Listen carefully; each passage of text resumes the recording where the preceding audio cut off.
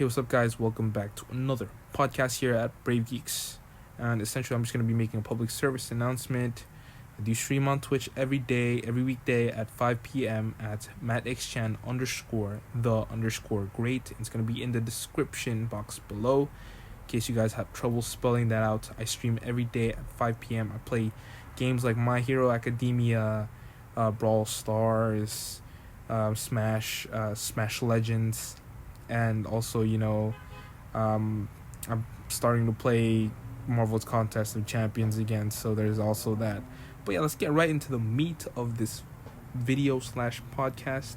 Essentially, it's been reported that Ezra Miller is in fact going to be the villain of the Flash movie. Like, I know he's gonna be Barry Allen, but we all know that there was a body double for him who's actually going to be, like his face is going to be CGI'd over. And we know that there are in fact going to be two Barry Allens in this movie. And now we kind of have like a little bit of an idea that Barry Allen or another Barry Allen or something, they're going to pull a Loki, where essentially one of them is going to be like evil, and they're probably going to be going down that route. And let's talk about kind of the history of villains in the Flash in terms of live action properties, because I know, if we talk about the animated series, like the Justice League show, they had like a whole bunch of roles, but he wasn't really the center of that. So we're gonna be talking about the live action properties, essentially starting with, and I'm not gonna get into the 90s because that's technically canon in the multiverse now, but none of those villains were really like lasting villains. The closest thing we got to like a reverse Flash was that Flash, that kind of like that clone that was blue and all that, but I know nothing of that show. No disrespect, but essentially what I'm trying to say here is the reverse Flash in the show took the face of Harrison Wells, and he pretended to be Harrison Wells for 15 years because he was stuck in the present.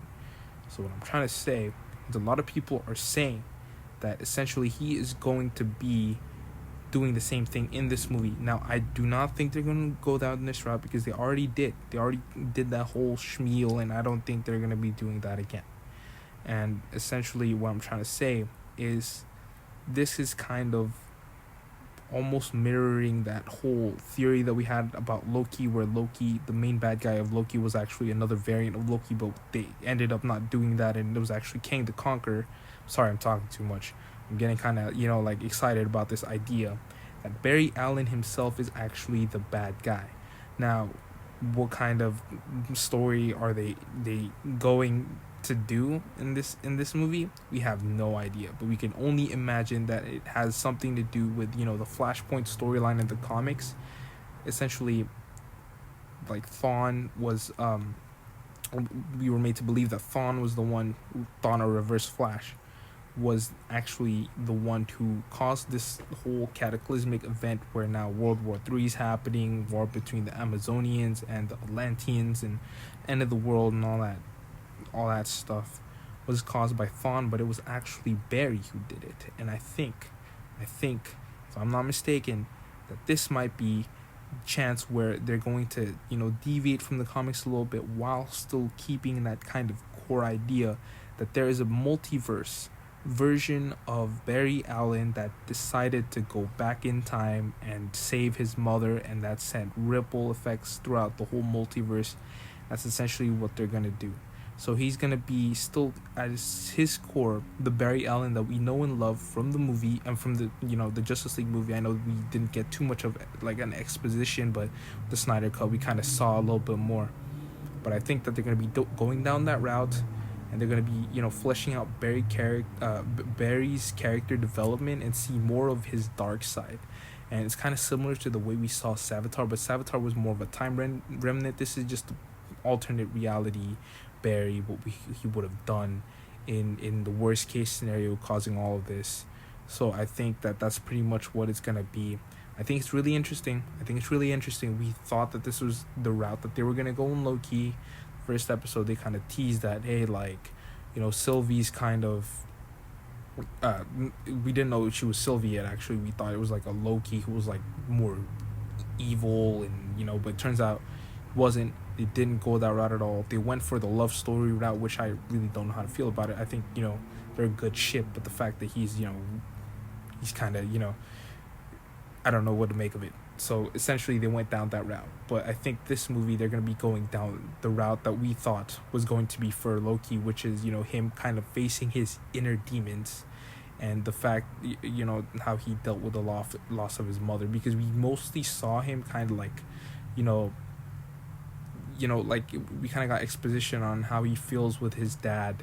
He just wants his dad to be kind of, like proud of him, and essentially everything he did was for his dad, but we didn't really see the repercussions of how he felt towards the loss of his mom, and having all of these abilities, not being able to go back in time, and all that stuff. So a lot of exciting stuff coming up. We're going to be seeing Bat Keaton in this movie. We're going to be seeing Batfleck in this movie. We're going to be seeing Supergirl in this movie. We're going to be seeing a whole bunch of other stuff, a whole bunch of crazy stuff. It's just exciting, man. This movie, I've been looking toward to this movie for a while, and I think personally Ezra Miller is a great Flash. I love Grant Gustin, love all the Flashes. No hate towards any of them. I think they're all great, but for me right now, my eyes are on Ezra Miller's Flash. I'm so excited for this movie. This movie's gonna be straight fire. I'm excited. All right, thank you guys for listening. Stay tuned for more podcasts. Make sure to check out my Twitch on every 5 p.m. Also my TikTok. I upload every single day, so make sure not to miss out on that. I'll be posting a lot of more stuff Shang-Chi related. Like Shang-Chi and What If. What If is coming out this Wednesday, so you guys better stay tuned for that. If you do not have a Disney Plus subscription, make sure to get a Disney Plus subscription right now, as in like right now, and then straight up binge watch everything. Binge watch all the Marvel movies, all the X-Men movies, all the Fantastic Four movies, because you know that those movies are great. Stop pretending that they weren't, except maybe the 2015 one, but I think the 2015 was actually great.